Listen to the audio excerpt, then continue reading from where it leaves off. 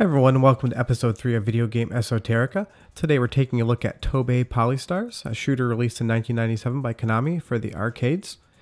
This was one of the original games that was slated for release on the M2 had it come to the home console market. Obviously we know that didn't happen, so the only way you're able to enjoy and play this game is by getting an original arcade PCB.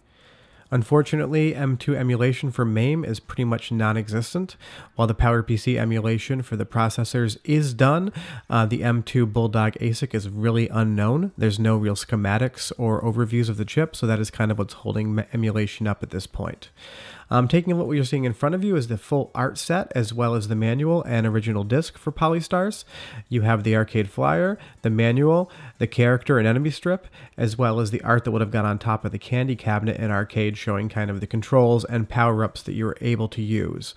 I also have an original disc. I was lucky enough to get one of those. It seems that most Japanese arcade games that you purchase from collectors in Japan will come with the original discs. I'm not as lucky when I get stuff from the US, Europe, or Australia. It seems like there's a lot of CDRs running around. Overall, the game is super fun. I wouldn't say that it shows off the power of the M2 that much. The Polystars PCB does use 4 megabytes of RAM versus every other game on the Konami M2 hardware using 8. So there definitely is a little bit of slowdown that I talk about in the overview video with my playthrough, but it's definitely worth it. To me, this is my favorite game on the M2 platform. It's the reason that I got into M2 collecting in the beginning. I had seen some scans of this in Edge magazine and definitely knew I wanted to pick it up when the M2 came out at home. Unfortunately, that didn't happen, so the next best way is to play it via Supergun or in an arcade cabinet.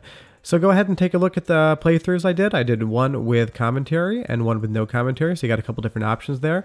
Come back next week. We're going to have some more good M2 stuff, but this is Tobe Polystars, 1997 shooter. Definitely worth your time if you find it. It is quite rare, but you never know. Thanks so much, and see you guys next week.